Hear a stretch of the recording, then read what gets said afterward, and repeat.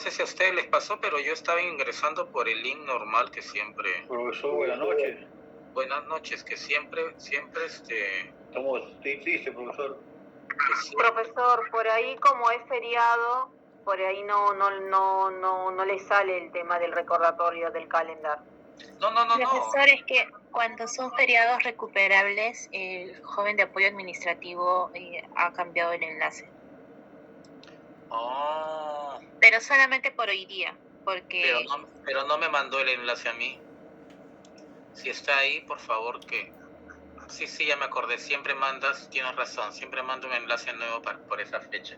Salvo que lo haya mandado en un anterior link. ¿Cuándo lo mandó? Eso ha sido en septiembre. Creo que para los recuperables en ese momento se tenía que dar como que aceptar. Pero igual le voy a consultar al joven. Sí, no, entonces ya a mí se me fue también recordar eso del link para ese momento. Bueno, en fin. Aquí estamos igual, ¿no? Siempre hemos sido tema de dejar de dictar o dejar de estar con ustedes hoy día.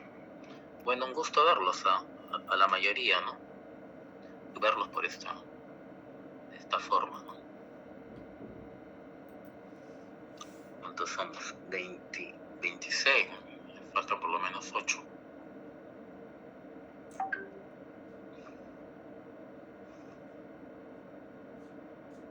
¿Qué tal? ¿Cómo están?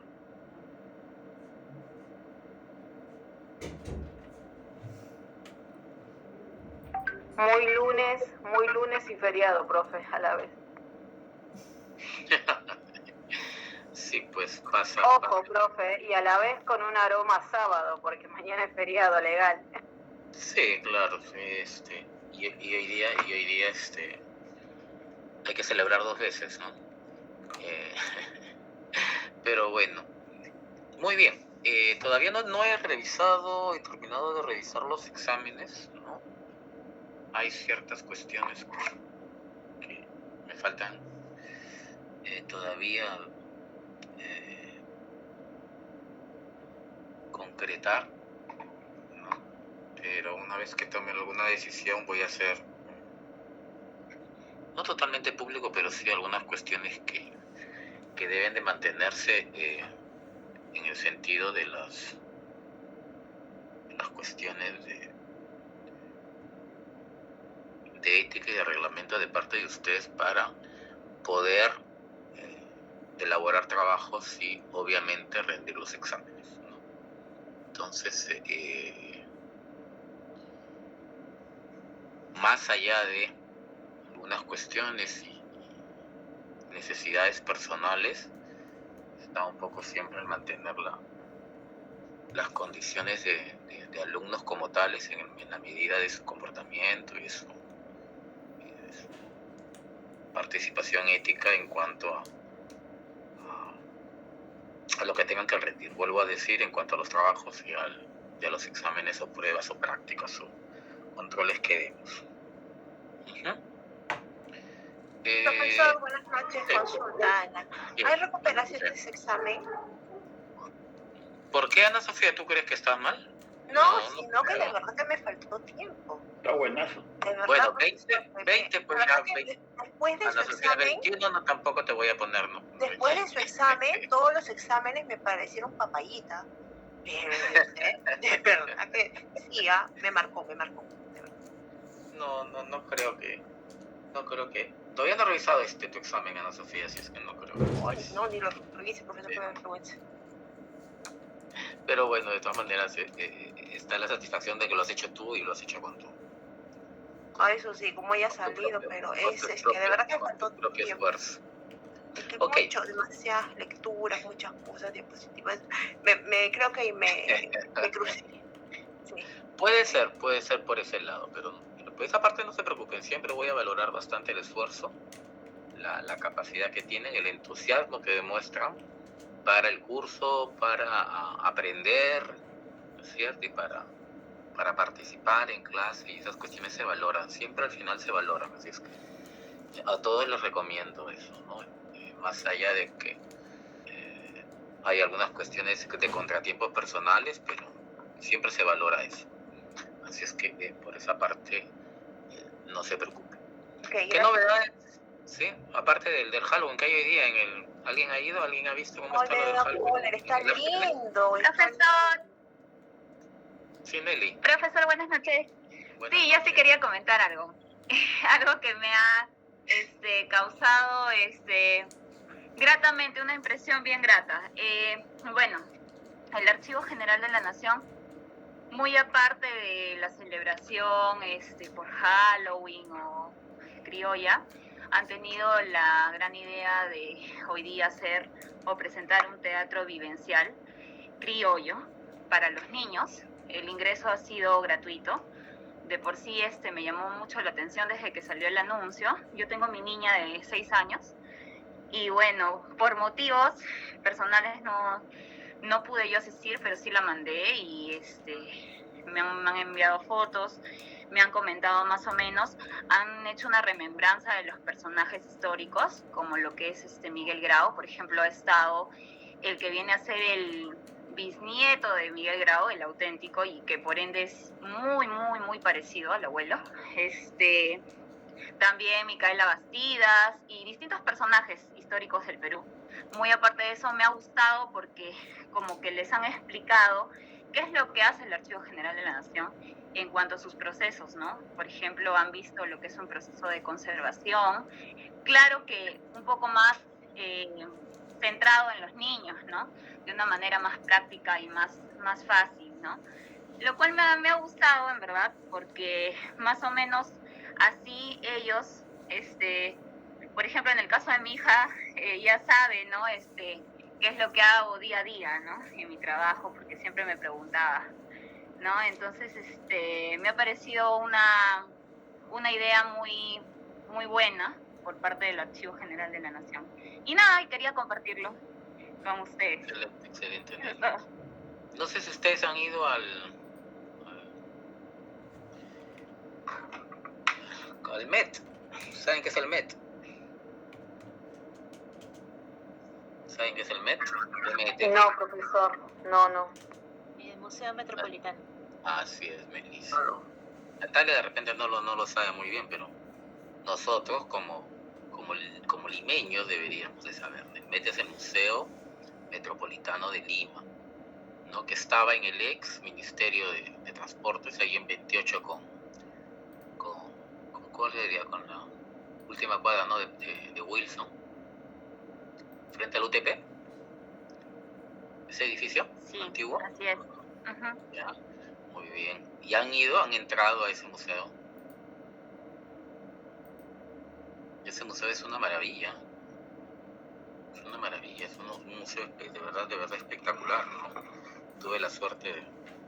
¿Dónde, Una profesor? manera. ¿Dónde está el Lautenis? No, al frente al costadito del parque, de la exposición. De la exposición, sí. Claro. Ajá. La entrada del parque de la exposición, al costado. Pero por la entrada de 28 de julio. Por la entrada de 28 de julio, sí. No he ido. Pero profesor, ¿ese no es el Mali? No, No, el Mali está por la entrada. Mateo de- Colón. El Mali está en el Paseo Colón. Ah, ok. Ese es el Met. El Met ha reabierto en el 2017, creo. Claro, así es. Estuvo desgraciadamente por cuestiones políticas, ¿no? No cerrarse en el sentido de que yo lo hice, tú no lo hiciste y aquello no se hizo y es no. Tiene como 4 o 5 pisos. Justo me hacían acordar lo que ha hecho el Archivo General de la Nación, también tiene un espacio no de personajes vivos en ese sentido, sino de personajes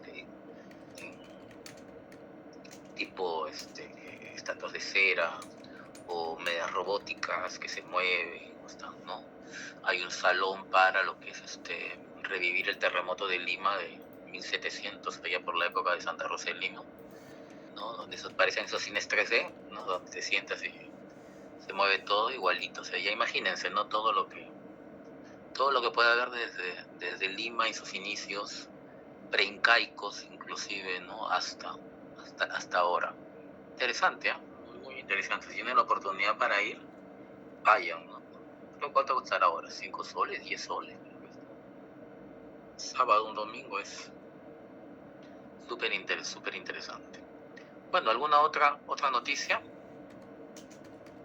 Se celebró, me parece, esta semana la Semana de la Preservación Digital en el mundo también, ¿no? Una cuestión, claro, dentro de todo el mundo de las ciencias de la información como tal, ¿no? Entonces, ha habido encuentros, ¿no?, con asociaciones que han hablado sobre el tema, ¿no?, que también es interesante, y además ya es la preservación digital. No quisiera decirlo un problema, pero sí, pues ya es un problema, inclusive en nuestro país, ¿no? Cómo estamos preservando la documentación ya digital, electrónica de origen que hemos estado generando poquito antes de la pandemia, y en la pandemia sí o sí, ¿no?, porque no podíamos hacer papel. Entonces, ¿cómo es que estamos preservando? Ya vamos a preservar eso, ya pasaron 2 años, el próximo año ya será 3 años, en qué condiciones, y las cuestiones de tecnología, seguridad de la información, una serie de factores que influyen, entre ellos los metadatos, que son parte de la descripción, ¿no?, que se tienen que tener en cuenta. Y digo problemática en la medida en que todavía no se ha en nuestro país resuelto, en el sentido de tener una norma, un instructivo, ¿no?, un documento, una guía que nos permita hacer ese trabajo, ¿no? Esperemos que ya las comisiones empiecen a ver el tema. ¿Alguna otra cuestión que ver? ¿Ninguna?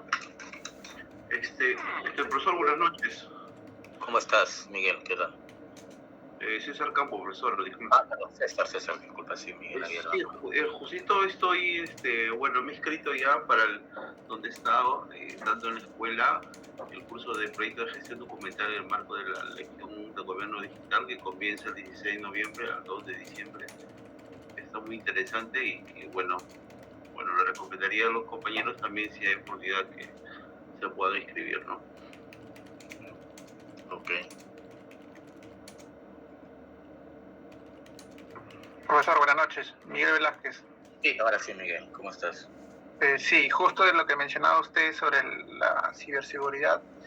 Hace casi 3 semanas hubo un examen de admisión para la nueva carrera que está dictando la UNI, que se llama, la carrera es Ingeniero de Ciberseguridad. Anteriormente era una especialidad de la ingeniería de sistemas, ¿no? Pero ahora es como ya una carrera que recién está empezando la primera promoción. Claro, más que nada por el tema hoy de tecnología y todo, pero existe también un tema, pues, de fragilidad en cuanto a la propia seguridad, ¿no? Imagínense, sistemas nacionales para hablar en irónico de seguridad nacional, se han visto atacados por estos hackers y estos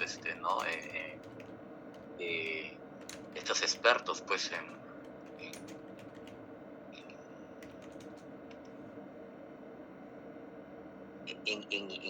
intrusión, que se le dice, ¿no? Intrusión en estos sistemas informáticos.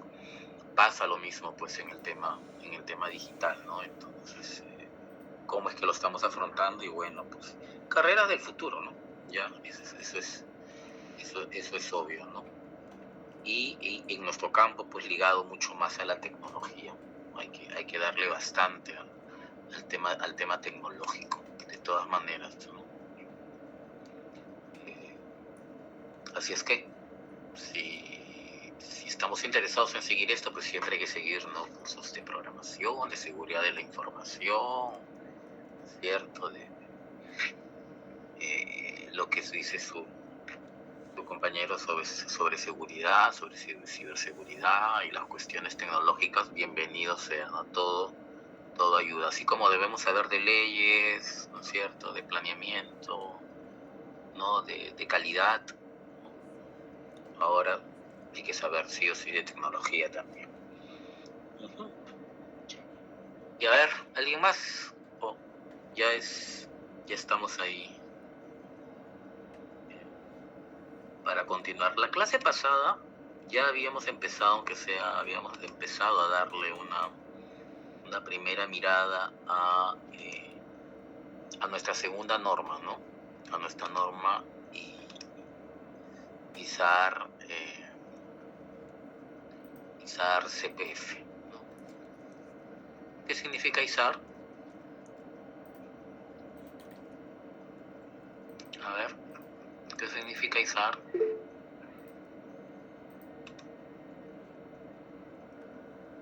Profesor, Sí, Natalia. A sí, ver. profe, en la última clase había explicado que trata sobre el registro de autoridad. Bueno, también había comentado sobre que es una ficha de control control de autoridades, por lo que había comentado ahí en la lectura. Y bueno, la idea también es tratar de armar como un fichero y ver, ¿no?, de quién genera la documentación. En este caso sería de la entidad productora, ¿no? Y de cómo se genera. Eso es lo que había explicado, profesor. Bueno, en realidad es la descripción de los productores, ¿no? Así es, excelente, ¿no? Pero la sigla de la norma significa, ¿cierto?, Norma Internacional para el Registro de Autoridades, ¿cierto? Y el registro de autoridades implica justamente lo que ha mencionado su compañera, ¿no? Así es, Nelly, muy bien. Entonces, este registro de autoridades viene a ser como el instrumento. En ese instrumento, en ese registro de autoridades, lo que hacemos es justamente describir al productor, al generador de la documentación. ¿Y quiénes pueden ser generadores de documentación? ¿Quiénes habíamos dicho que pueden ser generadores de la documentación? Las instituciones, Familia, persona, las asociaciones, familia, persona. Muy bien, Stuart Pascual, ¿no? Su mismo nombre lo dice, ¿no? CPF, ¿no? Instituciones, personas, sí, familias, ¿no? Claro que está en inglés, en companies, personal, families, ¿no? Entonces, pero para nosotros va a ser instituciones, personas o familias, ¿cierto? Y ahí retrocedemos una vez más. ¿Cuántas entidades archivísticas conocemos?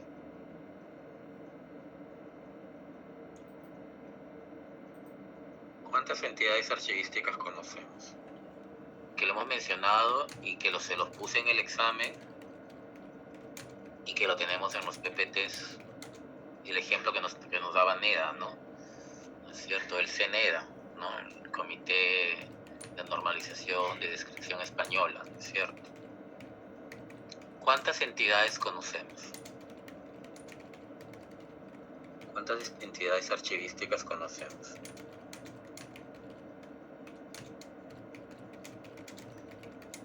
A ver, Nadia. 3, profesor. A ver, ya Melissa dijo 3. A ver, ¿cuáles son esas 3? Entidad documento. Muy bien, Natalia. ¿Cuál es la otra? Profesor, entidad, bueno, productor, el agente productor, que serían las instituciones, familia y persona, y después la entidad de las funciones y sus divisiones, ¿no? En donde se tratan sobre la función, actividad, proceso, tareas.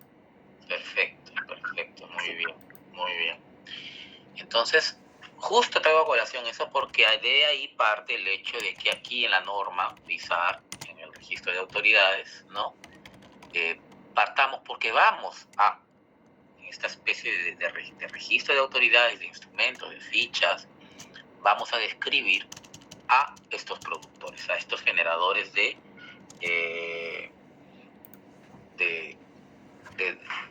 generadores de la documentación. Justamente en base a qué?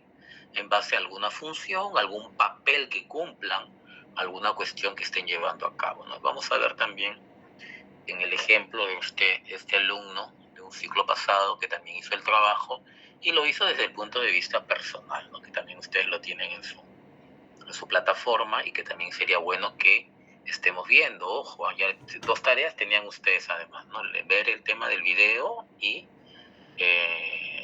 ver la lectura, esta además, y ahora es el tema de ese instrumento. de ese trabajo práctico, ¿no? De la implementación de varias normas en general. Tiene ISAT, tiene ISAR y tiene ISDF, ¿no? Entonces, vamos a seguir continuando un poco con esta parte introductoria, ¿no? de la norma, que es interesante, además, comenzar a verla, porque justamente parte por esa necesidad, no se olviden, ¿no? De conocer quién es el generador de documentos, ¿no? Darle ese famoso contexto, darle esa forma de entender por qué es que se genera la documentación. No solo es el documento per se, solamente cuando hablábamos de ISAT, ¿no? O cuando entendíamos la archivística antes de la normalización, sino después va a abarcar muchísimo más, inclusive hoy ya es mucho más ambiciosa. Ya les he dicho, crear puntos de acceso que me permitan tener nodos y esos nodos conectarse con otros nodos y a su vez crear una maraña de telaraña de conexiones con el consecuente intercambio de información, ¿no? Que posibilita pues el desarrollo común, ¿no? Intercambiar información bajo el desarrollo común de todos estos centros en los cuales se conserva la documentación, se conserva información, ¿no? Cambiar esa mirada, ese paradigma que se tenía, ¿no? Que el archivo y lo que se tiene es para uno y de adentro no solamente lo mirábamos así. Y hoy no, ¿no? Hoy queremos que lo que tenemos como documentación y como información, y que obviamente puede ser difundido, deba de ser difundido, ¿no? Para que la ciudadanía y no solamente los investigadores se puedan servir de ella. ¿Ok? A ver aquí, entonces, ya habíamos visto este párrafo, ¿no? Sobre qué es importancia, ¿no es cierto?, de que la cuestión de la archivística guiada por los principios, obviamente, y en base a este principio en el cual decimos de procedencia, sobre básicamente no permitir la separación de la documentación, sino agruparla justamente por el productor de la documentación, y en ese sentido es básico conocerla, pues es básico, como dice la lectura, conocer bien al productor, su nombre, ¿no es cierto?, que puede tener variantes, que puede tener cambios, que puede tener abreviaturas, etcétera, pero es básico conocerlo. Entonces, pregunta de examen, ¿no es cierto?, ya ustedes están viendo, pregunta de práctica de control de examen va a ser siempre, ¿no?, relación del principio de procedencia y la norma ISAR. Básico, ya ustedes lo están viendo acá. Principio de procedencia sobre el cual el archivo producido por una institución, persona o familia no debe mezclarse con el de otras entidades productoras. ¿Y qué hace pues la ISAR? Describir justamente a la entidad productora. ¿Se dan cuenta? Me imagino que ya lo han apuntado, ¿no? Muy bien. Aquí, por favor, a ver, para continuar, ¿quién puede continuar con la...? A ver, Pedro, por favor. Además, sí, profesor. ¿Cómo estás? Además, por razones muy variadas, que pueden ser desde el hecho del productor haber vivido, existido en varios lugares, hasta las diferentes decisiones que sus herederos, sucesores, pudieran tomar un mismo fondo.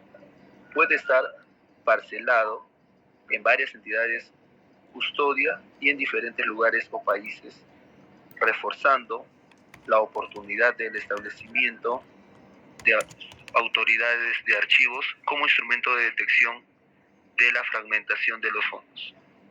Gracias.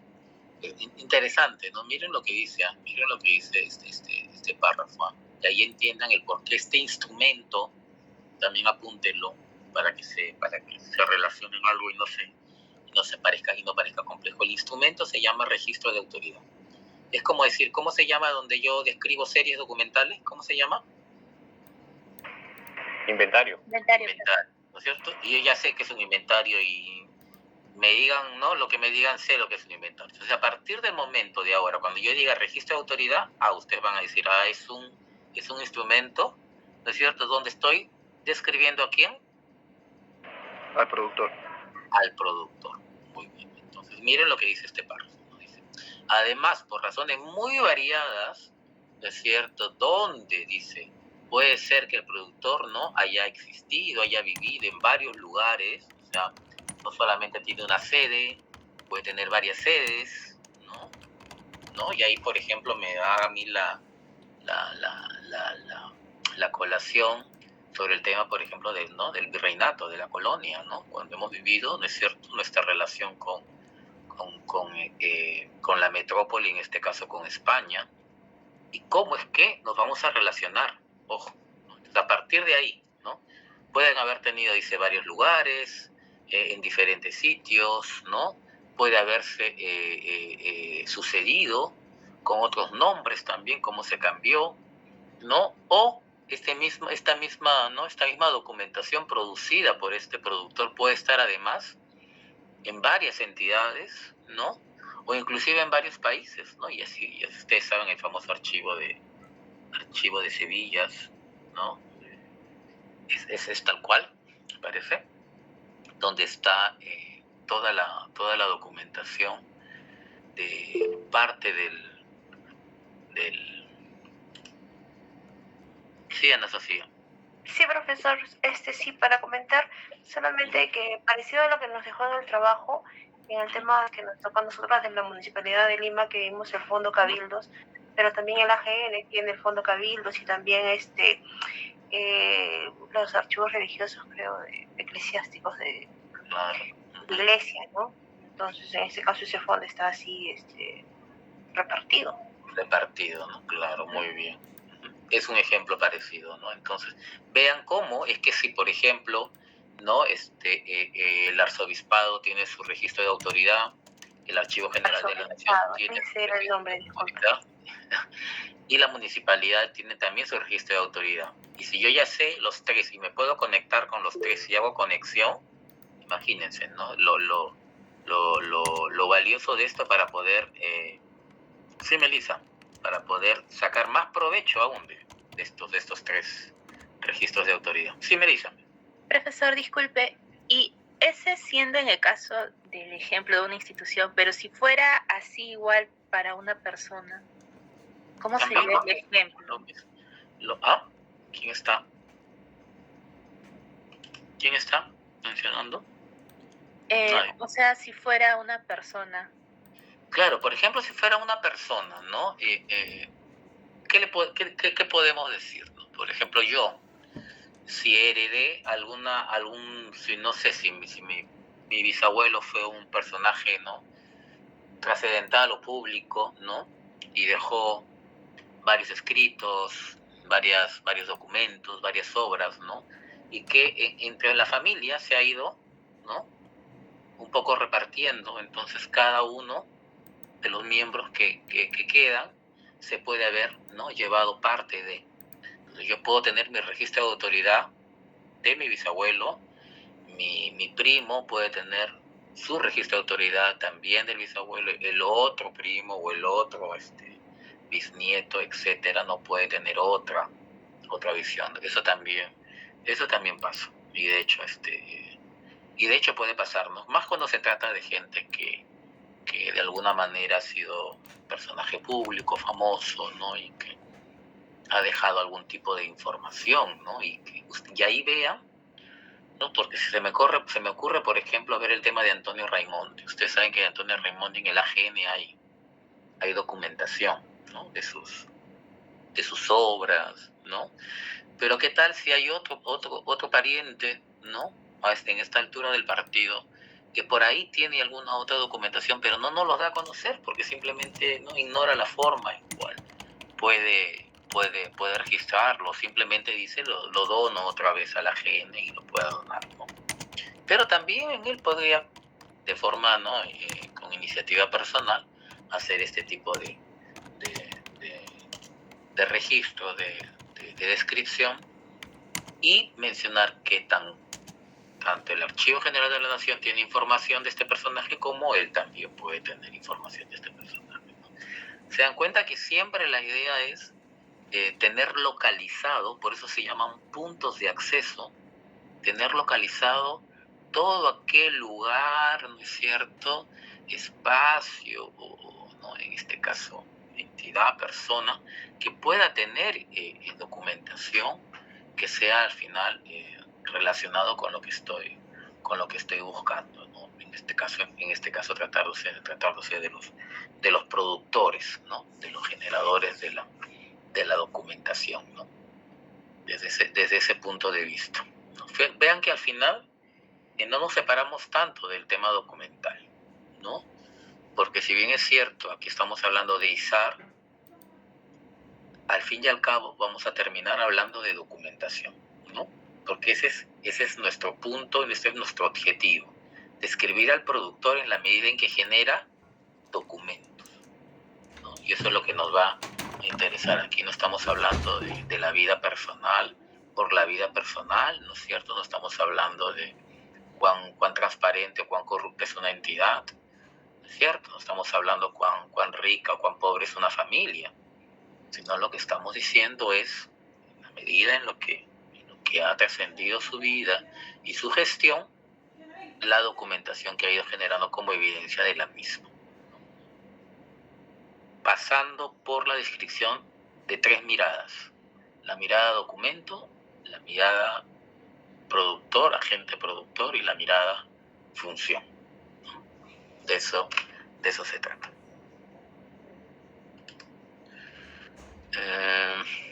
Esto también ya lo habíamos visto, ¿no?, sobre el concepto de registro de autoridad, ¿o todavía?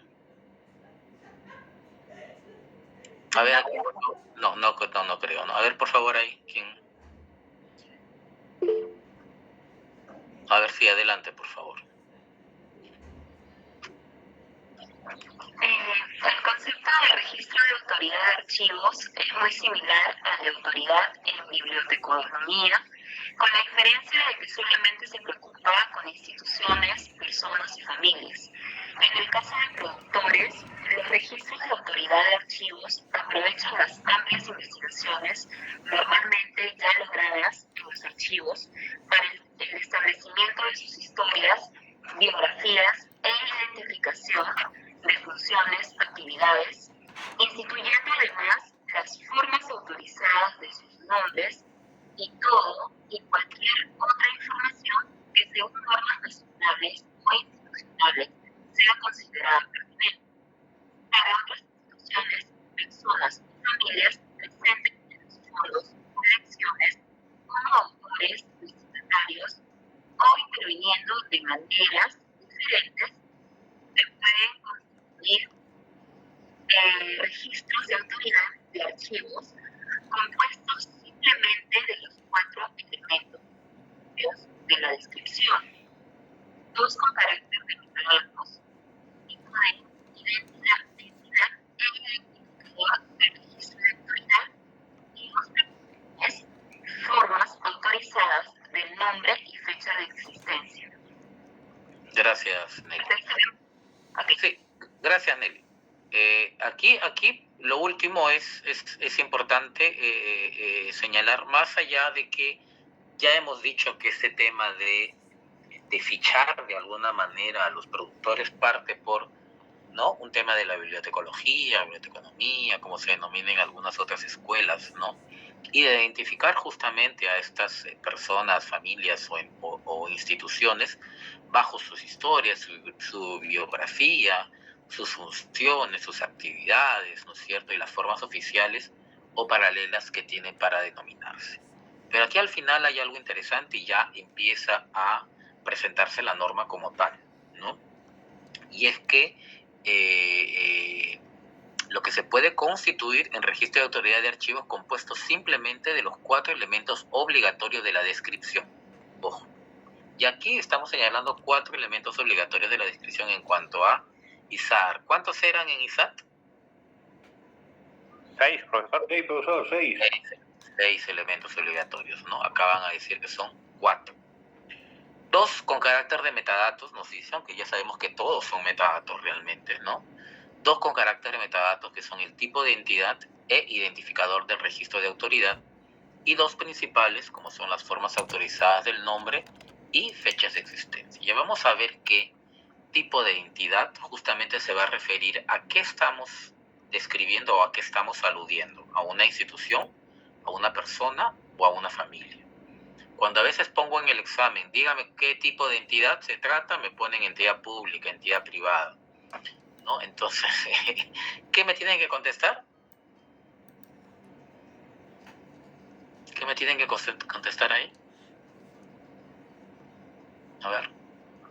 ¿Puede repetir la pregunta, profesor? Tengo la bondad. Productor o función, profesor. No, lo acabo de decir. Persona, familia o institución. Así es, perfecto, muy bien. Cuando se pide, defina usted el tipo de entidad, usted me tiene que decir, ¿es una institución, es una persona o es una familia? ¿No? ¿Qué está describiendo usted? ¿Qué está fichando usted? El registro de autoridad de quién es, ¿no? A eso se refiere. No, entonces no vayan a poner tipo de entidad, entidad pública, entidad privada, no es la respuesta, ¿no? Entonces, tipo de entidad, institución, persona o familia. Partimos del propio título de la norma, ¿no? ¿Cuál es el otro elemento obligatorio? Más adelante lo vamos a ver ya con la propia norma. Es el identificador del registro de autoridad. Ojo, que esto va a estar al final de los elementos de la norma en el área de control. No, acuérdense que el área de control es un área de gestión. ¿No? ¿Qué pondríamos en el área de control de gestión de la ISAT? ¿Qué poníamos? A ver,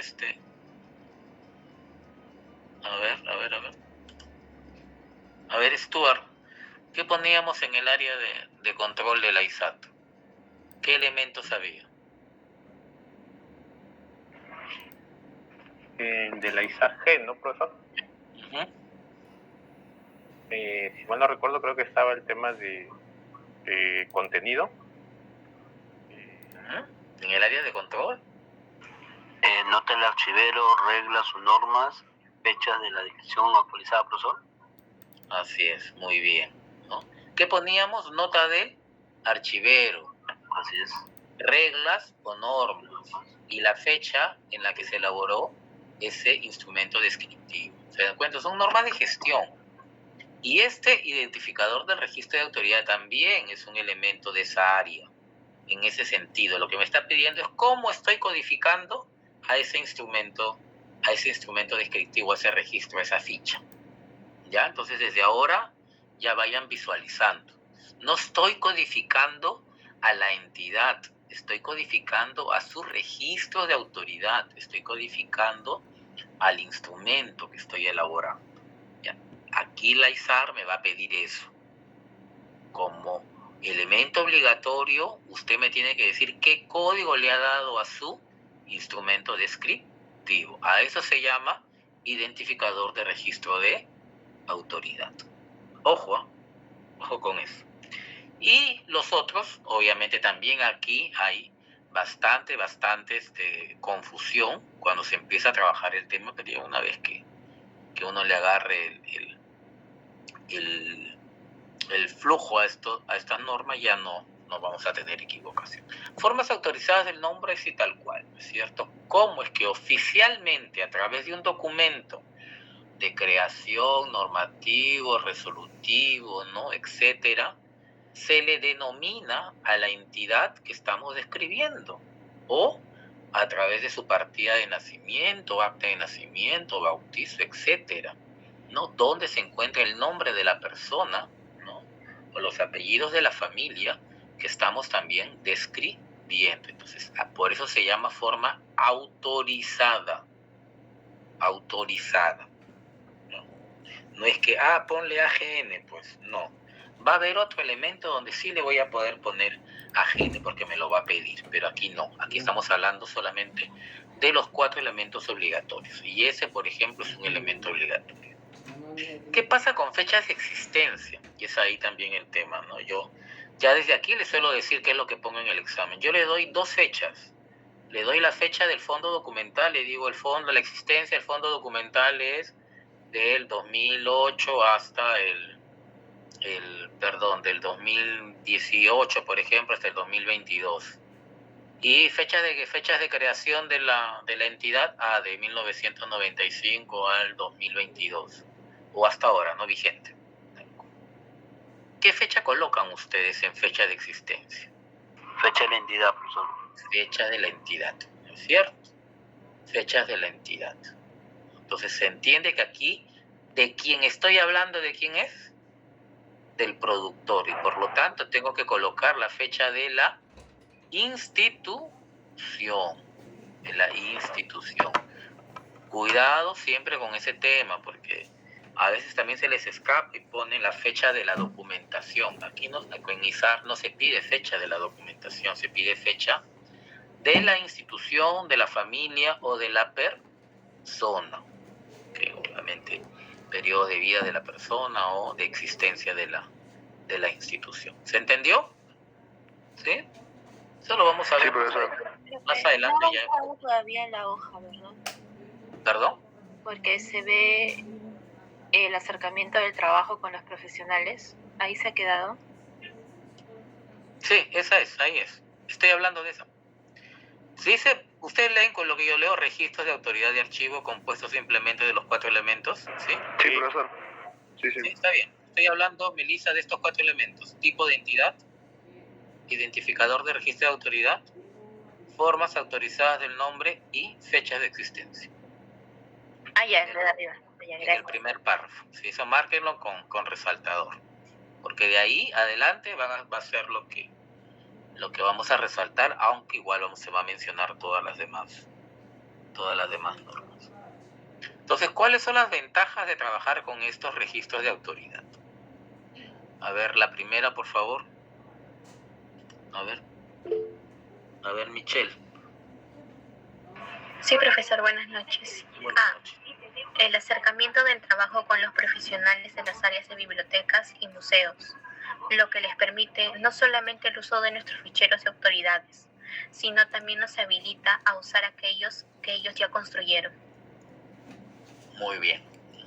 Dice, el acercamiento del trabajo con los profesionales de las áreas de bibliotecas y museos, lo que nos permite no solamente el uso de nuestros ficheros de autoridad, sino también nos habilita a usar aquellos que ellos ya construyeron, y sobre todo desde el punto de vista tecnológico, ¿no?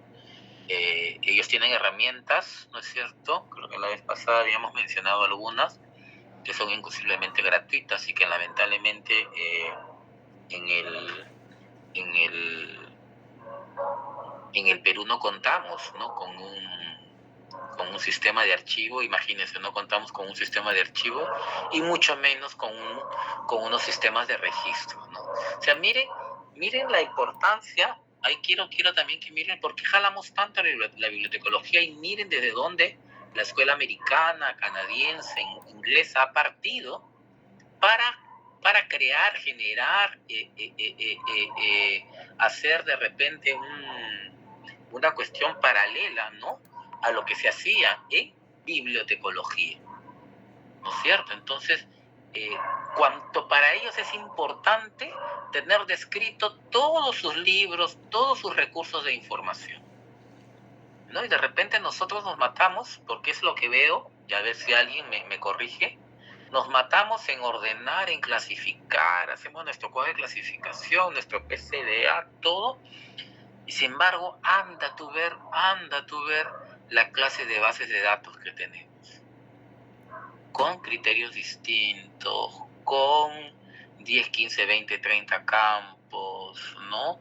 En Exceles distintos, cambian el año, cambio el Excel y cambio todo. Entonces, ¿por qué no preocuparnos?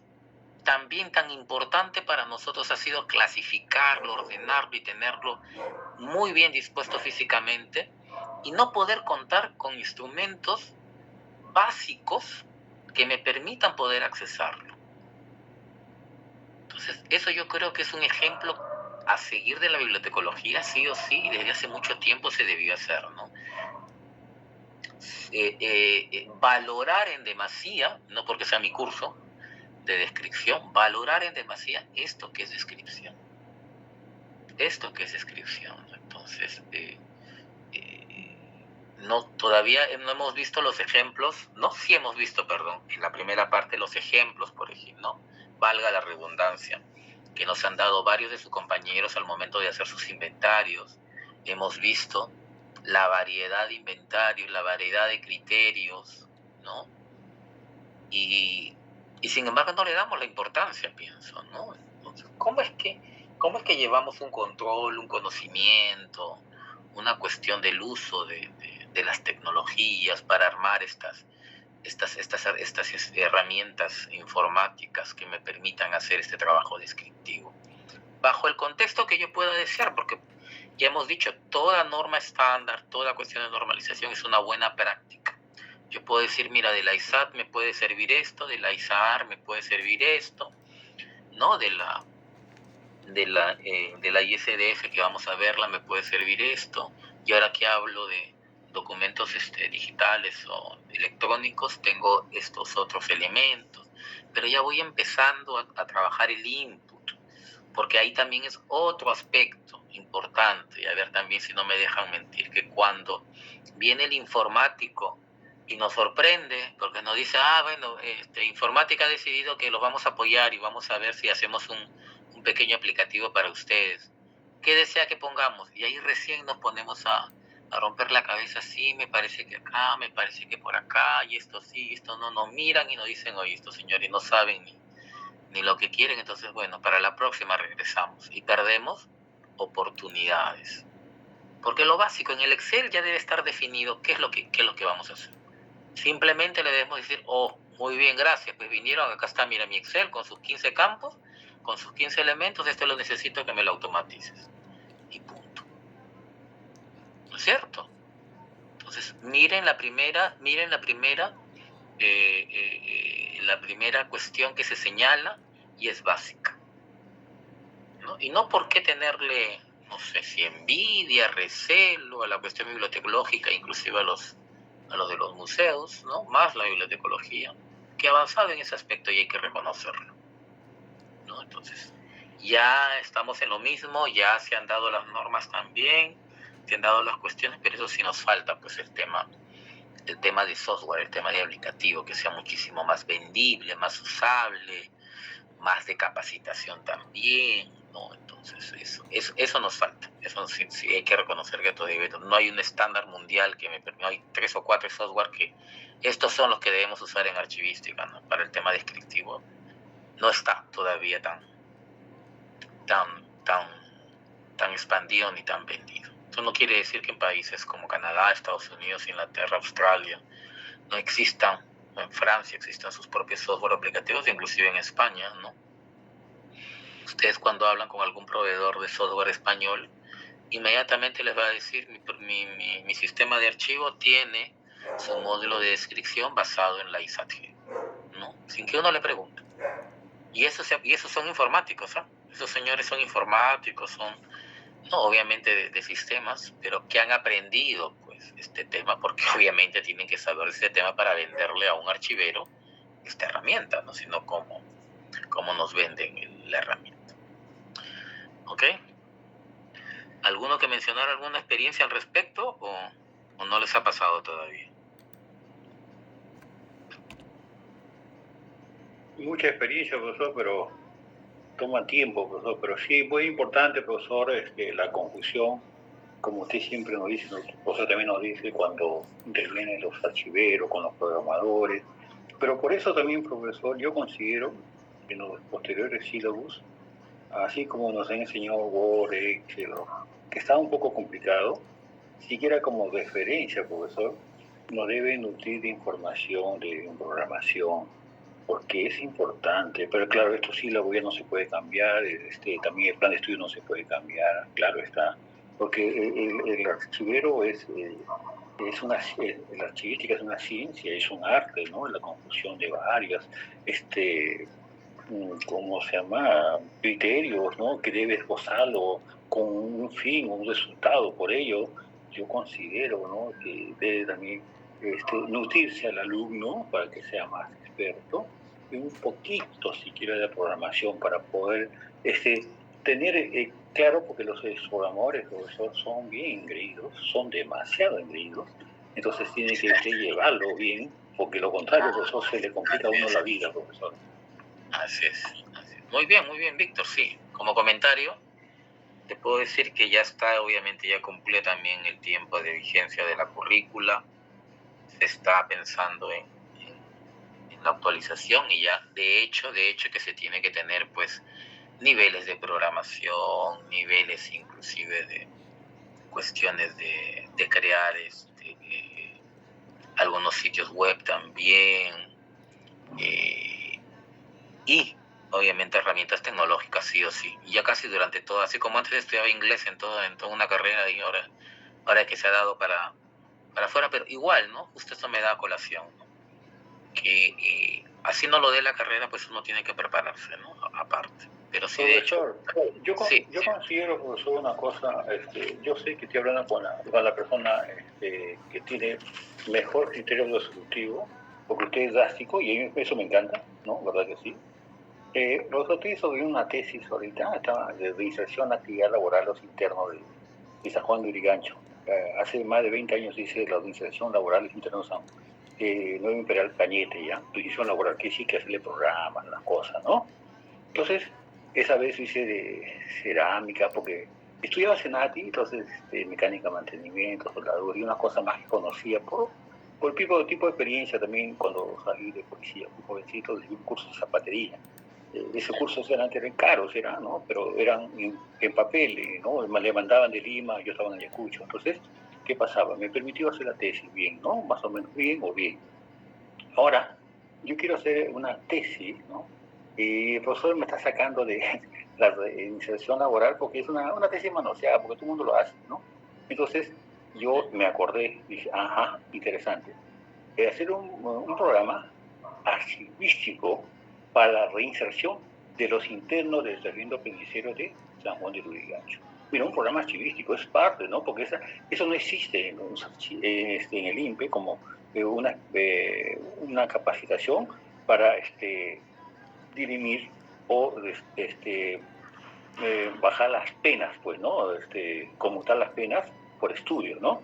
Entonces, como usted sabe, profesor, estamos en la virtualización, estamos en programas PDF, PPT, virtuales. Entonces, yo creo que haciéndole un programa archivístico para la inserción de los internos del centro penitenciario de San Juan de Lurigancho nos puede permitir también tener otra esquina más, profesor, ¿no? Para que nosotros nos vayamos empoderando. Yo no, yo soy alumno, pero tengo otra profesión, claro está.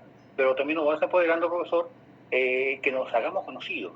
Sí, nos somos conocidos, pero ¿qué pasa? Nos estamos quedando cómo ingresar a otras entidades, porque eso es lo más importante. Cuando tengamos toda la primera fase, que conozca el cuadro de clasificación, el ordenamiento, entonces ya están casi familiarizados para que estos internos, claro está, eso es otro tema, ¿no? Estos internos se puedan reintegrar a la actividad laboral, ¿no? Por eso mi tesis lo voy a hacer en función del programa archivístico para la inserción de los internos del centro penitenciario San Juan de Lurigancho. Profesor, eso creo que es inédito, profesor, no hay, creo, ese tipo de... para que no salgan diciendo que han pintado a Hello Kitty o que han hecho a eso iba, profesor. A eso iba, profesor. Y en eso no hay ninguna... A ver, ustedes saben quién ha salido, ¿no? Por pintar a Hello Kitty. Antauro, profesor. No fue Víctor, para que contesten los demás, pues. No, sí, profesor, pero yo considerando esto, profesor, creo que en ese tipo de ¿cómo se llama? Claro, ¿no? Sí, interesante. No hay, ¿no? No hay, ¿no? Una nueva mirada, sí, así es, ¿no? Y sí vi que la vez pasada, ¿no? Y sí vi que la vez pasada el AGN había ido a un colegio, ¿no? Ya. De secundaria para ver justamente el tema y me hizo recordar lo que hicimos pues hace muchísimo tiempo, ¿no? Y que no solamente íbamos los egresados o quienes formábamos parte en ese momento de la cuestión administrativa de la escuela, sino también se invitaba a los alumnos, ¿no? Un día, un sábado o un día en que se podía también convocar a los alumnos en un colegio determinado Y se iba y se explicaba, ¿no? Desde el punto de vista académico, desde el punto de vista de la experiencia de los propios alumnos, y poder fomentar, ¿no? Eso, profesor. Y ese año fue el año en que se presentaron como 300 estudiantes a postular a la escuela, lo que nunca había pasado y lo que no pasa, ¿no? Normalmente se presentan 100, 80, 60, ¿no? Todavía la escuela se mantiene. Quiera que no, mire, se mantiene en su convocatoria, ¿no? Profesor, cuando yo trabajaba en el Ministerio de Educación, y cuando vi eso de escalafón, legajo, esas cosas, con todas las tutelias a nivel nacional, me di con la grata e ingrata sorpresa que, si bien los señores eran expertos en su tema, lo escalafón, legajo, ¿no? Fue varias cosas, la inyección de varias cosas, ¿no? Sistemas, archivos y unas cosas más. Muy interesante. Pero el profesor tenía que llevarle pues una serie de conocimientos, ¿no? Yo no soy archivero, yo soy administrador, pero tengo experiencia en archivo, ¿no? Entonces, profesor, y hasta decir la caja archivística, ¿no? Le llevé, compraba yo con mis viáticos, compraba las cajas, y porque el cartón plis, ¿no? Reforzado con yute es un cartón especial. Entonces, eso está en la guía que hice yo. Entonces, así se fue capacitando. Entonces le pregunté cuando me quedaba, pues en un hotel me quedaba 2 o 3 días, le preguntaba a qué se debía, digo, eso, ¿no? Y entonces me conversaban los directores, las UGELs, así, porque siempre había los almuerzos cada día y la cena también. No había parte de congraciarnos mutuamente, ¿no? Nosotros llevamos la inyección, ¿no? de la innovación, esa es la idea. Entonces ellos, como receptivos, eran como sea dóciles para aceptar nuestro cambio, ¿no? Entonces, porque era una disposición, también había presupuesto para ello. Pues perfecto. Pero, profesor, ahí me di cuenta que nosotros, profesor, no sé de dónde van a hacer esto, pero tiene que ser la AGN, el Archivo General de la Nación, una predisposición, o el Ministerio de Cultura, para que mediante una coordinación del Comité de Educación, profesor, la archivística se enseña a nivel súper básico en todos los colegios, profesor. De verdad que sí. Eso es muy importante. Para mí, yo considero ese tiempo, lo estoy considerando muy importante. Y ahora se lo digo a usted porque yo creo que tiene bastante empatía, bastante injerencia, profesor. Y sería muy manejable este tema porque va a permitir, profesor, no estar en este nivel. Nosotros podemos estar un poquito más, ¿no? Pero, profesor, va a permitir, profesor, la inyección, el cambio, el replanteo, ¿no? La modificación del criterio al momento, profesor, de tener la oportunidad de la transformación del documento formato papel al formato digital, profesor, con el valor legal. Como siempre lo digo, profesor. Muchas gracias, disculpe. Ok. No hay Sí, está bien, los aportes, por eso las miradas también distintas, la forma de llegada, ¿no? Y la manera en la cual, vuelvo a repetir, ¿no? Los bibliotecólogos atraen a su público hacia los servicios que brindan, ¿no? Desde ellos también nació el tema del servicio de referencia, por ejemplo, ¿no? Que también ahora lo brindamos en los archivos, ¿no? De acuerdo a nuestra nueva directiva, ¿no? Ya no solamente es reprografía, ¿no es cierto? Préstamo, consulta, sino también el servicio de referencia, parte también de la experiencia de la bibliotecología. Sí, Jorge, creo que deseabas opinar. Profesor, buenas noches. Sí, creo que ya tocaron el tema, me parece. Se me ha olvidado también por iba. De repente solamente complementar respecto a lo del Archivo General de la Nación. Y bueno, la práctica que ha estado bien, bueno, los intentos en realidad, porque fue un proyecto, no sé con la nueva gestión cómo quede, respecto a los sistemas mediante los cuales iba a centralizar mediante base de datos tanto lo que son los programas de control de documentos como también los planes anuales de trabajo archivístico que presentan las instituciones públicas. Hubo una capacitación a nivel incluso de instituciones del Poder Ejecutivo, entre ministerios y otras entidades, pero hoy por hoy, de lo que he podido averiguar, se ha quedado un poco inconcluso. No hay mucha claridad si va a continuar o no, porque en este sistema se iba a registrar el contenido de los planes anuales, por ejemplo, y se iba a poder sistematizar toda esa información, que es muy complicado hacerlo simplemente por recepción mediante oficio de las instituciones públicas, ¿no? Como normalmente lo indica la norma. Entonces, y yo creo que por ahí también va el tema, ¿no? El ente rector ha tenido esa iniciativa y esperemos que continúe con eso, ¿no? Porque la idea es, como bien indica, no solamente gestionar los documentos, sino también gestionar de manera estandarizada la base de datos, ¿no? Y como ente rector sería muy importante estandarizar cuál es la gestión archivística, ¿no? Por parte de las entidades públicas a través de estos instrumentos de gestión, PCDA, Plan Anual de Trabajo Archivístico, entre otros. Así es, Jorge, y tiene bastante razón, ¿no? Porque ahora creo que lo estamos viviendo, ¿no? Quienes trabajamos en entidades públicas estamos recibiendo la visita de la supervisión del Archivo General de la Nación, y viene con su checklist, ¿no? Sobre lo cual tenemos evidencias o no tenemos evidencias, ¿no? Pero se entiende que ya todas las evidencias, ¿no?, las tienen ellos, porque además, si hemos cumplido con enviarlas al Archivo General de la Nación, ¿no?, ya se debería venir con ese antecedente, ¿no? Y resaltar aquello que justamente no se ha presentado, ¿no?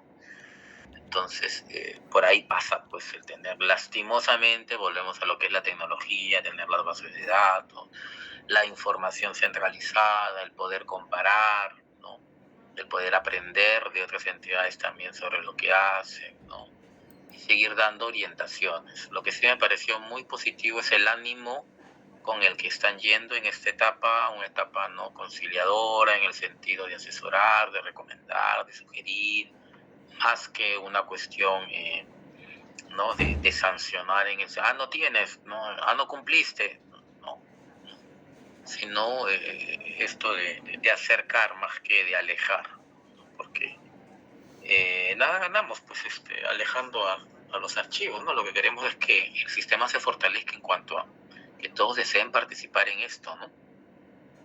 Muy bien, entonces la primera básico en cuanto a la relación con las bibliotecas, ¿no es cierto? La segunda, por favor, a ver.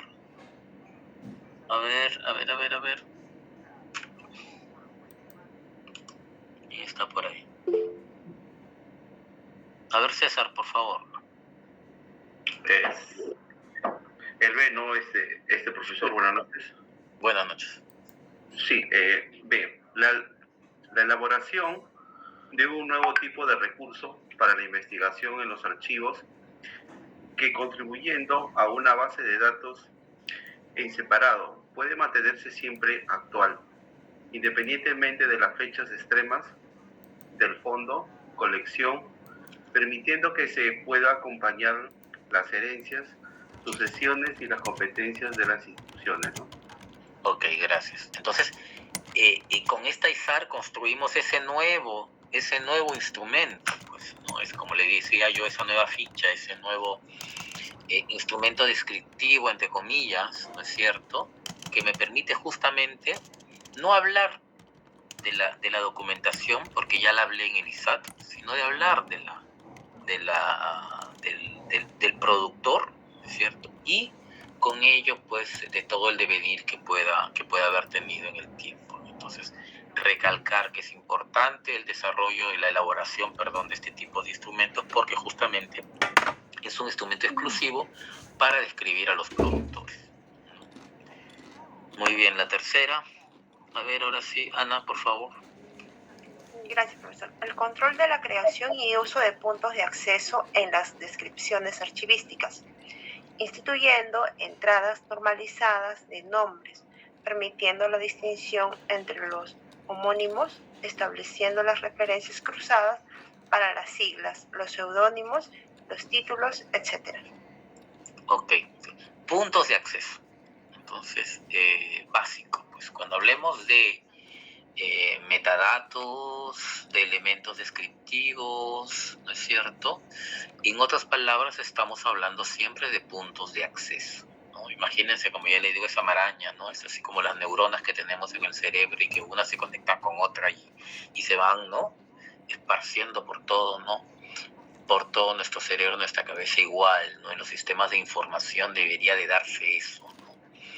En la medida, Sí, Ana Sofía. En este punto, a mí, por ejemplo, me pasa esto con las datas que tenemos, bueno, que nosotros jalamos de otra data más completa, y bueno, ahí empiezan con el apellido, empiezan con el nombre, se les pasa no sé, un espacio, incluso por el espacio, o sea, por un espacio, una tecla de espacio, no jala algunas veces ¿cómo se llama? Por el Excel las búsquedas, ¿no? Entonces, en este caso, en los sistemas, sí, acá como dicen, ¿no? Las entradas de nombres deberían de estar normalizadas, ¿no?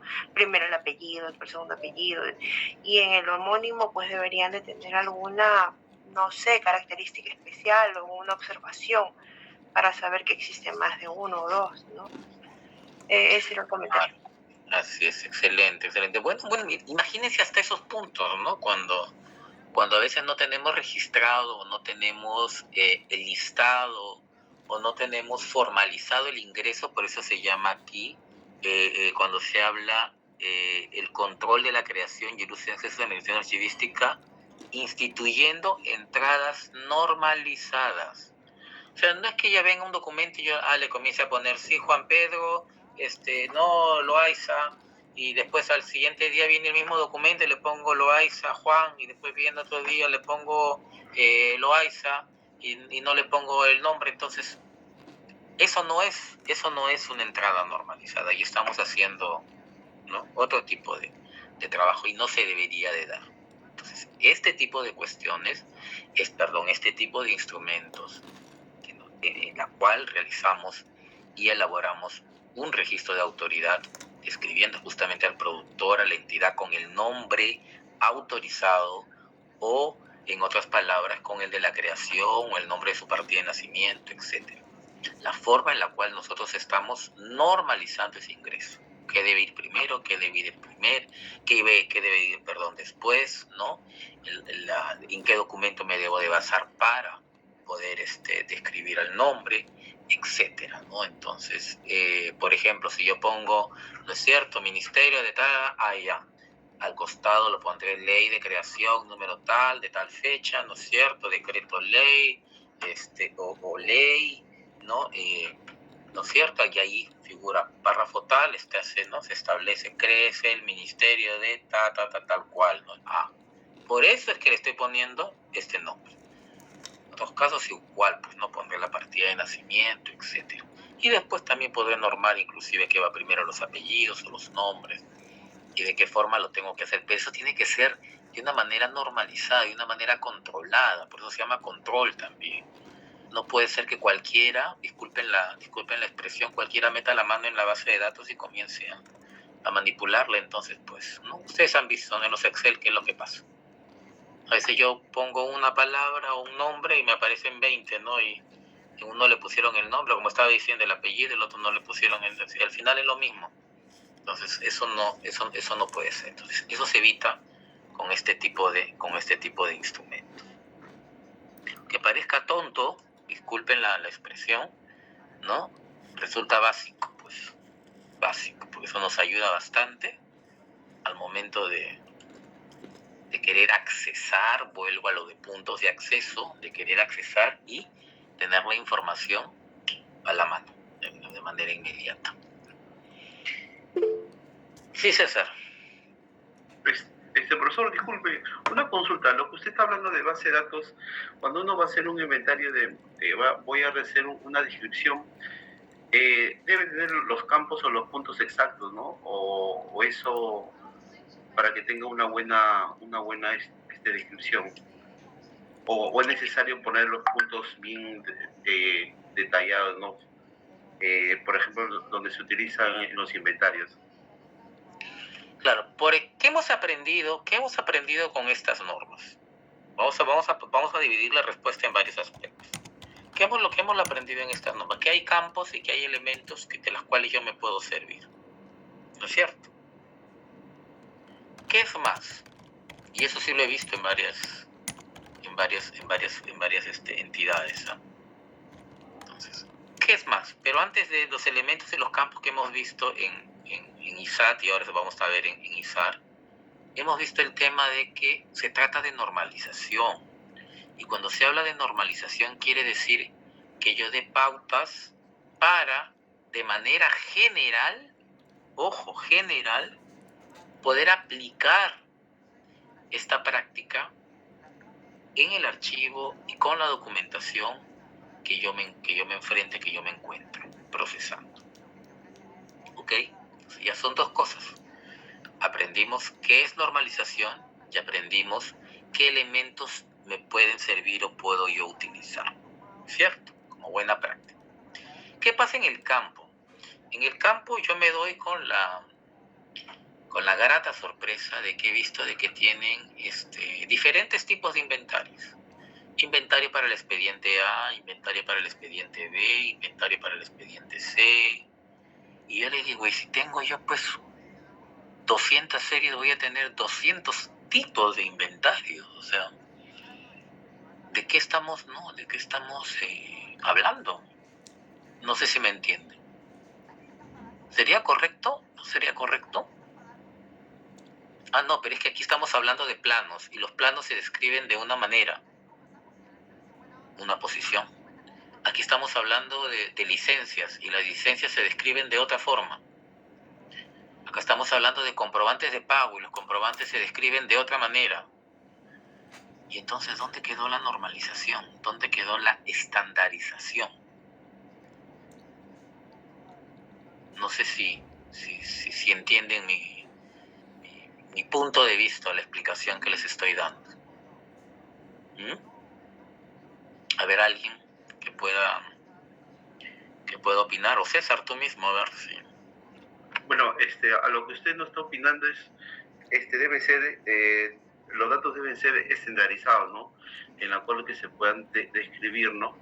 A eso es lo que voy, ¿no? Porque, bueno, donde yo laboro, utilizan un formato donde realizan todos los inventarios, pero es general, ¿no? Veo que sí, pero también utilizan otro tipo de inventario, como usted está explicando, y medio que no me dio en seguir realizando la descripción por motivo de que no me sentía muy seguro, ¿no? Porque de acuerdo para mí debe ser estandarizado, ¿no? Un solo formato para el cual cuando yo tenga que buscar o atender o recuperar un documento donde se ubica debe ser lo más rápido posible, ¿no? Ajá, ok. ¿Alguien más? ¿Se entendió? No se entendió. Sí, Melissa. Profesor, disculpe, yo no he entendido mucho porque yo me acuerdo que una vez usted nos hizo un ejemplo en un Excel, no sé si recuerda, que nos mencionó de inventario analítico de registro y esquemático. No sé si a ese tipo de ejemplo se refiere César, porque el analítico creo que era el inventario más detallado. Claro, no. Lo que nos referimos ahí, Melissa, es a la cantidad y variedad y tipología de elementos que yo pueda tener para la descripción. O sea, quiero ser tan detallista, ¿no? Y cuando yo describa planos, yo tengo que ponerle, pues, elemento 1, nombre del distrito,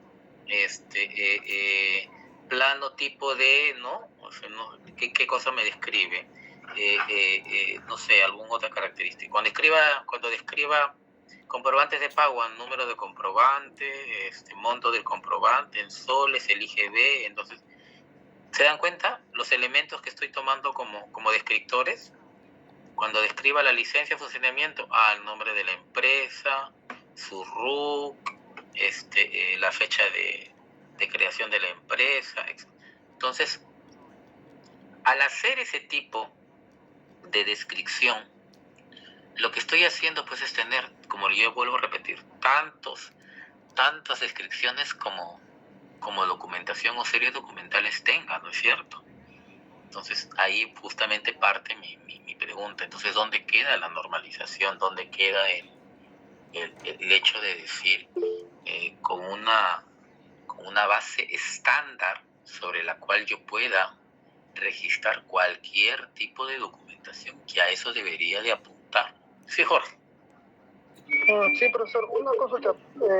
¿Solamente sería la cantidad de descriptores o también sería el cómo, porque por ejemplo, en el campo de observaciones, en el cómo, no hay un estándar, es tan variada la forma como describen las observaciones que va a depender mucho de quién las haga, de repente los criterios de repente de quien elabora el inventario, muchas veces no describen de manera objetiva y hay términos muy ambiguos. Entonces yo creo que también ese campo y algunos similares, ¿no? Sí debería estandarizarse. Por ejemplo, nosotros tenemos para varios casos que tenemos para nuestra casuística propia, ya tenemos identificados cómo se tiene que describir ese campo, ¿no? Y el técnico que en el momento que realiza la labor ya lo hace guiándose de esos modelos que tenemos ya como como plantillas, ¿no? Ya estandarizadas. Y creo que para los otros casos sí es un poco más fácil poder describir, porque son datos más objetivos, pero ese campo, por ejemplo, de observación es un dolor de cabeza muchas veces. Claro.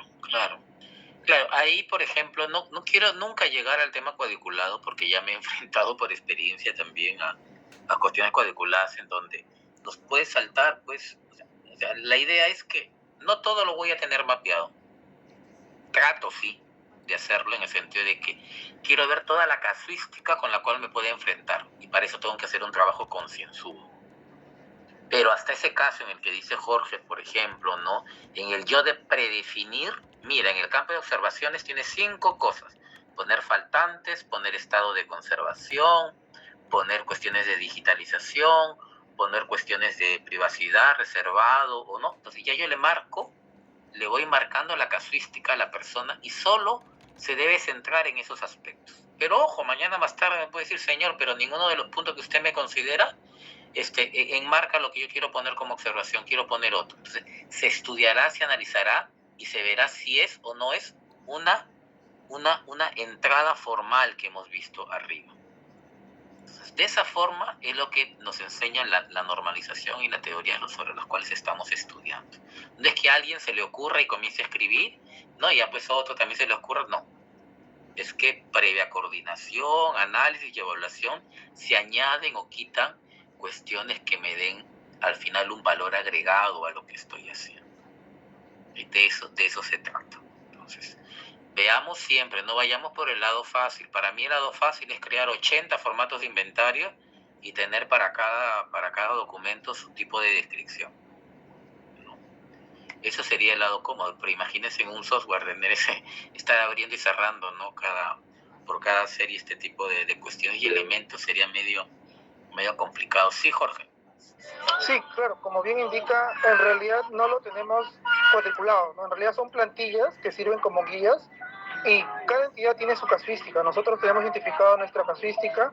Podría añadir de repente de las que mencionó, por ejemplo, cuando hay CDs adjuntos o algún tipo de dispositivo de almacenamiento, también se precisa. Algunos técnicos, por ejemplo, cometen el error de simplemente decir adjunta CD, pero no precisa cuántos.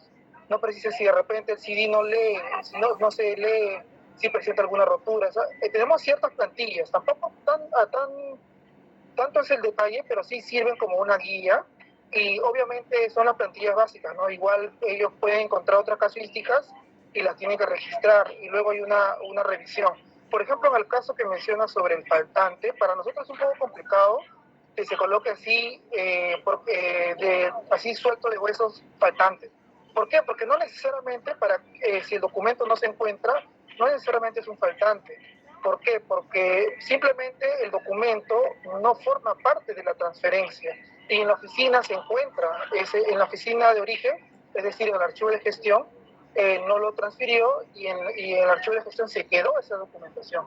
Entonces, en ese caso, nosotros al poner faltante también, o sea, si no distinguimos eso, por ejemplo, y el técnico lo pone, es como que estaríamos asumiendo un pasivo, ¿no? Y eso es algo que nosotros, ahora último, que hemos actualizado muchos inventarios de los años 2015, 2016, de las gestiones anteriores, hemos encontrado bastantes errores, ¿no? Faltantes por aquí, por allá, pero en realidad la documentación no formaba parte de esa transferencia, porque se encontraba en el archivo de gestión de origen. Y hemos tenido que actualizar también un poco esos términos. Es un poco la casuística, ¿no? que quería compartir, profesor. Sí, Jorge, excelente, excelente. Justo es un buen punto lo que menciona él, ¿no? Por tradición, lo que pasa es que por tradición antes se hacía un inventario muy general y se decía, te mando los, ¿no? Por ponerle un ejemplo fácil, ¿no? Los oficios del 1 al 100, ¿no? Dice, es faltante o excepto, el tal, el tal, el tal. Pero ahora, cuán crítico y cuán importante es hacerles entender al área que no es que me deban de poner faltantes, ¿no? Porque ellos están asumiendo y son responsables de la documentación que están transfiriendo. Ojo. Entonces, no es que falta simplemente, o no es que no hay. Tiene que decirme, se anuló, está en otro expediente, es un duplicado, etcétera, ¿no? Cualquier tipo de cuestión que sea mucho más valedera. Eso gracias a que justamente en un área legal de algún tiempo, ¿no? Para que la directora, la abogada, muy metida en el tema de su documentación, ¿no? Justamente a la hora que la secretaria le prepara el inventario encuentra este tipo de detalles, ¿no? Y junto con ella explicamos la situación. Entonces ella pues ella misma, miren, ella como jefa directora de la oficina se puso a buscar, pues, ¿no? Y junto con la secretaria decía así, pues mira, y delante de mí le decía, mira, este de aquí se anuló, este otro de acá lo puedes encontrar en este expediente que está acá, que se pasó a otra oficina. Entonces, solita, miren, cómo esos 10, 20, 30 faltantes o exceptos, ¿no? No eran tales, pues, ¿no? Sino era de otra, tenían otra explicación, ¿no? Porque al final se pide un documento que no existe, entonces la responsabilidad cae sobre tanto la persona que manda como la que recibe también, porque al final puede haber algún tipo de cuestiones ahí, ¿no? Entonces, vean estas praxis, vean estas cuestiones de lo que va ganando el hecho de estar estudiando esto, que es normalización, que es estandarización, que es homogeneizar el trabajo, es cierto, que es todos hablar un mismo idioma, ¿no? Entonces, tratar siempre de poder, y además todo esto se logra obviamente en consenso. Nada que yo lo digo y lo hago porque digo que se haga de esta forma porque sí o sí, no. Tenemos que hablar. Además, hablamos con los archivos de gestión, hablamos con otras entidades también para aprender y hacer un poco de benchmarking, ¿no? Y poder aprender también, ¿ok? Entonces, más o menos con eso de la pregunta de César, para tener presente esos aspectos siempre. Y hasta que no redactemos un documento que tampoco va a estar escrito en piedra, ¿no? Siempre van a saltar comentarios y cuestiones en pro y en contra, pero sobre la base de lo que hay se va trabajando. A ver, la D, por favor. ¿Quién? Antes de pasar la lista. A ver, César, sí. La D, profesor. La documentación de la relación, la documentación de las relaciones entre los diferentes productores de documentos entre las entidades y los documentos que ellas mismas crearon y otras de recursos les incumben, generando las posibilidades de identificación de proporciones dispersas de un mismo fondo, de establecimiento de las relaciones entre entidades diferentes y de relaciones entre entidades y materiales relacionadas a ellas, por producción, propiedad o asunto. Por ejemplo, los materiales bibliográficos, musculológicos o sitios de página web. Museológicos, sí, siempre son. O sitios en web, ¿no? A ver aquí, un punto en el examen. ¿En el próximo examen o no? Próximo control de lectura, pero 2 puntos en el control de lectura. ¿Qué área de la ISAT se relaciona con esto? Con la D.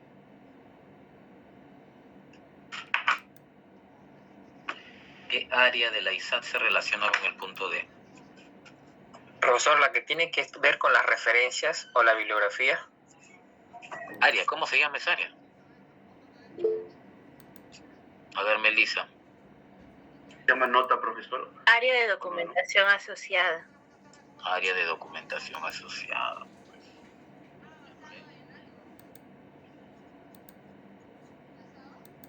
Dos puntos en su control de lectura, ¿no? Ok, claro. Desde que vimos esa área que resultó importante, ¿no? Porque ya nos dimos cuenta que no solamente la documentación que estamos tratando es de por sí la única que puede llegar a ser, ¿no? Sino que también toda aquella que se va relacionando y además en dónde otros lugares los puedo encontrar, ¿no? Y qué otros recursos de información puedo encontrar también. Entonces, aquí va a pasar lo mismo, ¿no? Al decir qué otras entidades tienen relación con la entidad productora que estoy describiendo, ¿no es cierto? Que además producen documentación similar, parecida, ¿no? Ustedes han visto que hay ministerios que se han unido, se han partido, se han dividido, otra vez se juntan, otra vez se parten. Al final la documentación también sufre, ¿no? Este tipo de idas y vueltas. Entonces, este tipo de relaciones también es importante y lo hemos visto en todos los trabajos que se han presentado. ¿Con qué otras instituciones se puede uno relacionar en la medida en que puede encontrar documentación, en el caso de ISAT, documentación en otras entidades relacionadas, ¿no? Entonces, en este caso es entidades relacionadas, ¿ok? Esto es muy importante y a partir de aquí, a partir de la ISAT, sigue en la ISAT y también vamos a verlo en la ISAT, porque si hay documentación asociada, si hay entidades relacionadas, también va a haber funciones, ¿no? Que de alguna manera son complementarias, ¿no? Que de alguna manera tienen que ver, ¿no? Por ejemplo, las entidades de un mismo sector, ¿no? Entonces, por ahí también vamos a empezar a describir ese tipo de cuestiones que son bien importantes, bien interesantes, ¿no? A ver, aquí vamos a hacer un alto para la asistencia. ¿Estamos todos o no estamos todos? A ver, Marden. Marden. ¿No está Marden? Me pareció verlo. ¿Qué pasó? Patrick. Presente, profesor. A ver, ¿quién contestó? ¿Marden? ¿Patrick? Sí, profesor. Presente, Hurto. Augusto. Marden también, ¿no? Sí, los dos. Ok, sí. A Coro han contestado. Michelle, ya está. Elisa. Presente, profesor. Buenas noches. Víctor Atúncar. No está, profe. Pero ahí veo quién. Profe, se saltó mi nombre. ¿Quién, Stuart? Sí, así es. Sí está. Ya lo que yo recuerdo que están ahí ya no llamo. Víctor Violeta. Luis Bendezú también está. Carol. Presente, profesor, buenas noches. Presente, profesor. Carol. Presente, profesor, Ok. buenas noches. Buenas noches. Manuel Calderón. Profesor, buenas noches. Presente. Manuel Roberto Calles está, ¿no? No, presente, buenas noches. César Pedro Capizano también. Miguel Córdoba también. Rocío Gutiérrez. Buenas noches, profesor, presente. John Guamaní. Presente, profesor, buenas noches. Ok, Gladys Lescano. Presente. Ok, Yael Mirano. Yael. Catherine tampoco iba a estar. Juan Obando. Buenas noches, profesor, presente. Ok. Jonathan Pajuelo.